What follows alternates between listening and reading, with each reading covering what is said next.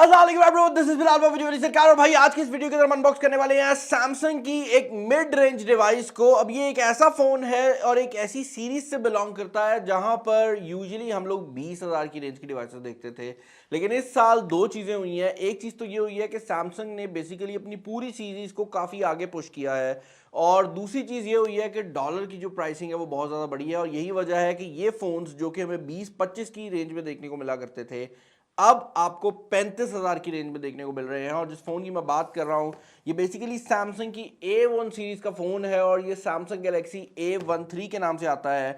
ये Samsung Galaxy A12 का अगला वर्जन है, यानी कि A12 का अगला वर्जन है। पाकिस्तानी मार्केट के अंदर इसका जो वेरिएंट लॉन्च हो रहा है ये 4 GB रैम और 128 GB इंटरनल स्टोरेज वाला है। जो कलर आज हमारे पास मौजूद है ये ब्लैक कलर है। और एक चीज मैं कहना चाहूंगा कि A12 यानी A12 से A13 यानी कि A13 का डिज़ाइन जो है वो इंटायरली डिफरेंट कर दिया गया है। दोनों के डिज़ाइन के दरमियान में काफ़ी ज़्यादा चेंजेस जो हैं वो हमें देखने को मिल जाती हैं। और ये जो डिज़ाइन है ये सैमसंग की ज़रा जो हायर एंड की डिवाइसेस हैं उनसे मिलता जुलता है। और यहाँ पर हमने सैमसंग की जो A3 सीरीज़ थी उसमें ये डिज़ाइन देखा था। तो आप कह सकते हैं कि ये जो फ़ोन की सीरीज़ है ना, इस साल एटलीस्ट आपने प्राइस और उसकी परफॉर्मेंस को देख के लेनी है। आपने नामों पे नहीं जाना, क्योंकि नामों वाली जो सिचुएशन है ना वो ऑल ओवर द प्लेस चली गई है। खैर उस चीज़ को भी हम डिस्कस कर लेंगे और आपको बता भी दूंगा कि किस बंदे के लिए ये फ़ोन ठीक है और किस बंदे के लिए फ़ोन ठीक नहीं है। बॉक्स को हम ओपन कर लेते हैं। यहाँ पर सबसे पहले आपको ये बुकलेट देखने को मिल जाती है, और इस बुकलेट को देखते ही ना दिल थोड़ा सा ख़राब होता है। उसकी रीज़न ये है भाई, इस मोबाइल फ़ोन के अंदर आपको जो केस है वो देखने को नहीं मिल रहा। बॉक्स के अंदर केस कितना ही महंगा होता होगा एक कंपनी के लिए जो कि अपने फ़ोन को मैन्युफैक्चर कर रही है। बहुत सस्ता पड़ता है केस, क्योंकि जब आप मार्केट से जाकर परचेज करते हैं तब भी आपको 250-300 का केस मिल जाता है। तो आई एम अज्यूमिंग कि 100 रुपये का फ़र्क डाल देता होगा। लेकिन एक बंदा जो फ़ोन खरीद रहा है और केस के बगैर खरीद रहा है उसके लिए बहुत बड़ा इफेक्ट हो सकता है, क्योंकि जब आप पहले दिन फ़ोन खरीदते हैं उस दिन अगर उस पर केस ना हो तो उस पर निशान पड़ जाते हैं, और वो निशान फिर सारी उम्र जाते नहीं हैं। और निशानों की बात हो ही रही है तो मोबाइल फ़ोन को यहाँ पर इससे निकाल भी लेते हैं और इसको ऑन भी कर लेते हैं, ताकि हम बॉक्स के अंदर जो बाकी सामान है उस पर नज़र डाल सके। बॉक्स के अंदर ज़्यादा कुछ आपको देखने को नहीं मिलता। आपको आपकी चार्जिंग ब्रिक देखने को मिल जाती है जो कि 15 वॉट के ऊपर इस मोबाइल फोन को चार्ज करेगी। अब 15 वॉट की फास्ट चार्जिंग हमने सैमसंग से काफ़ी ज़्यादा देखी है, और ये सैमसंग की स्टैंडर्ड चार्जिंग भी रही है काफ़ी टाइम तक। प्रॉब्लम ये है कि इस रेंज के अंदर 33 वॉट की चार्जिंग हर ब्रांड की तरफ से स्टैंडर्ड बनी हुई है। तो उस लिहाज से मेरे हिसाब से काफ़ी कम चार्जिंग स्पीड जो है वो आपको प्रोवाइड की गई है। अच्छी बात यह है कि USB टाइप C की पोर्ट यहाँ पर देखने को मिल जाती है, तो अगर आपके पास कोई और फास्ट चार्जर मौजूद है ये उसको भी सपोर्ट कर देगा। और इसके अलावा आपको एक सिम इंजेक्शन पिन देखने को मिल जाती है, and that is pretty much it for the box. Phone के जो मेन हाइलाइट्स हैं उनमें इन्फिनिटी V डिस्प्ले को मेंशन किया गया है, क्वाड कैमरा मेंशन किया गया है, और फिंगरप्रिंट स्कैनर को मेंशन किया गया है। अब यहाँ पर जो सबसे इंपॉर्टेंट चीज़ है वो ये है कि इन्फिनिटी V डिस्प्ले जो कि सैमसंग के अंदर आ रहा है वो बेसिकली एक नॉच वाला डिस्प्ले है। तो यहाँ पर आपको नॉच देखने को मिल जाती है, साइड माउंटेड फिंगरप्रिंट स्कैनर देखने को मिल जाता है, और फ्रंट साइड पर जो डिस्प्ले है ये एक LCD डिस्प्ले है, और इसके अंदर आपको हाई रिफ्रेश रेट भी देखने को नहीं मिलता। तो LCD जो है ना इसकी, वो इसका सबसे बड़ा मैं कहूँगा नेगेटिव पॉइंट होने वाला है, क्योंकि इस रेंज में हमें एमोलेड भी मिल जाती है, और एमोलेड ना भी मिल रही हो तो हाई रिफ्रेश रेट मिल जाता है। सिम की जो सिचुएशन है वो बड़ी इंटरेस्टिंग है। उसकी रीज़न ये है कि इस फ़ोन के अंदर एक्चुअल में मेरी अपने सिम कार्ड्स चल रहे हैं।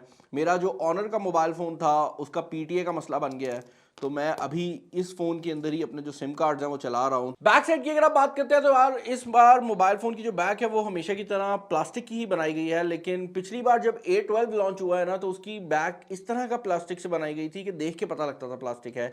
यहाँ पर आपको शाइनी बैक देखने को मिल जाती है जो कि काइंड ऑफ ग्लास वाली लुक जो है वो प्रोवाइड कर देती है। हमने A31 में ये डिज़ाइन सबसे पहले देखा था, जहाँ पर पूरी बॉडी जो थी वो फ्लैट थी और सिर्फ 3 कैमरास जो थे वो स्टिक आउट कर रहे थे।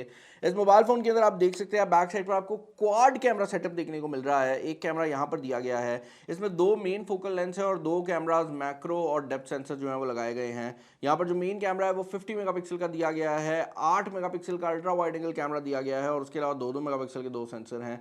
जबकि फ्रंट साइड के ऊपर भी आपको जो कैमरा देखने को मिल जाता है वो 8 मेगापिक्सल वाला ही लगाया गया है। आप देख सकते हैं मोबाइल फ़ोन स्टार्ट होने में थोड़ा टाइम ले रहा है, तो इस मोबाइल फ़ोन की ज़रा इंटरनल्स को डिस्कस कर लेते हैं और बताता हूँ कि इसको टाइम लेने में सबसे बड़ी प्रॉब्लम क्या आ रही है?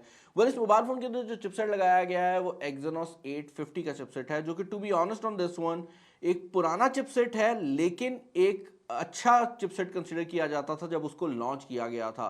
उसकी वजह से आप अक्सर गेम्स में देखेंगे कि उसकी जो सेटिंग है वो काफ़ी अच्छी आ रही होती है, क्योंकि वो जब लॉन्च हुआ था उस टाइम पे वो एक अच्छा चिपसेट था। लेकिन अगर आप उसको आज के हिसाब से कंपेयर करते हैं तो ये स्नैपड्रैगन 680 से थोड़ा सा पीछे आता है परफॉर्मेंस वाली साइड से।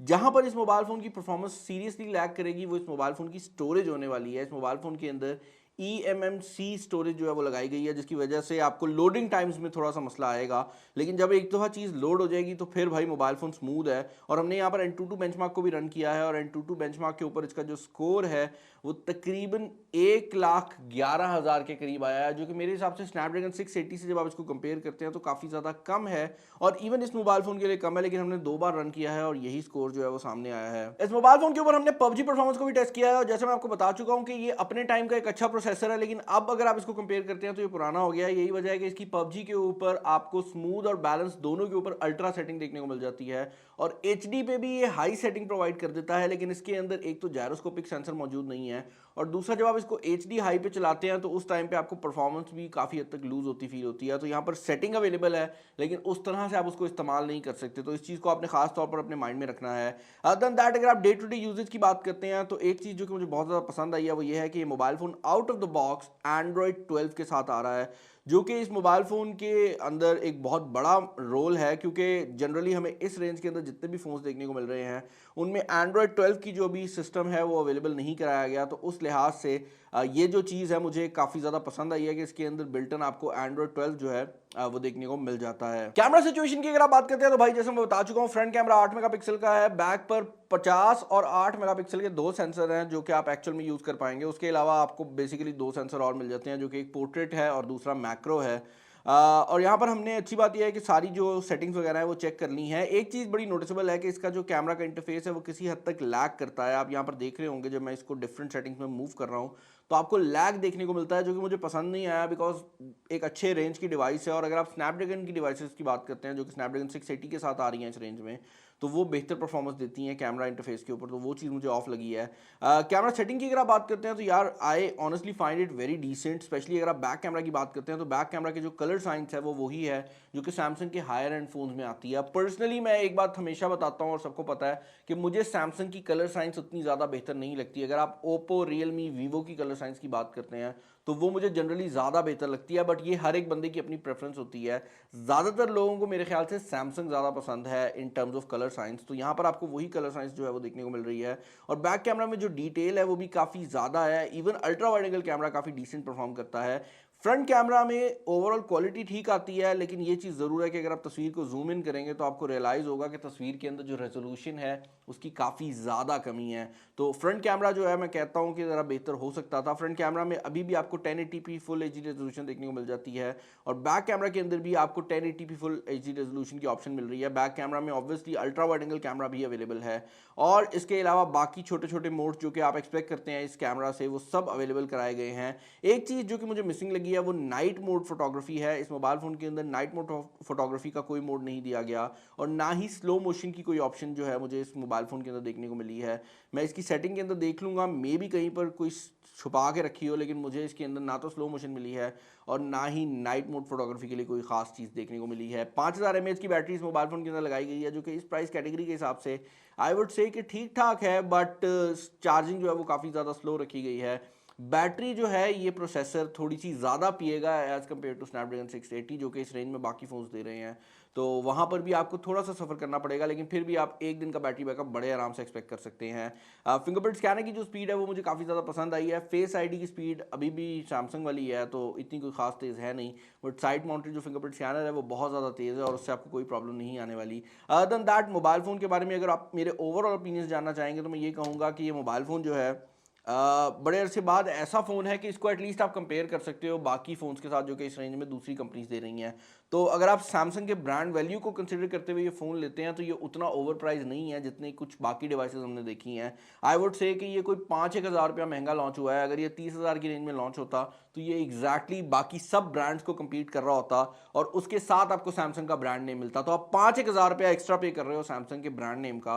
अब वो आप पे डिपेंड करता है कि वो 5,000 आपने एक्स्ट्रा पे करना है या वो कम पैसे पे करके कोई लोअर ब्रांड लेना है, तो वो आप पे डिपेंड करता है। मेरे हिसाब से अगर आपने किसी को गिफ्ट करना है ना तो सैमसंग की ब्रांड वैल्यू होनी चाहिए। खुद यूज़ करना है तो ज़्यादा फर्क नहीं पड़ता। चैनल पर नए हैं, चैनल को सब्सक्राइब कर लीजिएगा, वीडियो को लाइक कर दीजिएगा, दोस्तों का शेयर कर दीजिएगा। इस वीडियो में इतना ही। This is Bilal signing off. Allah हाफिज़।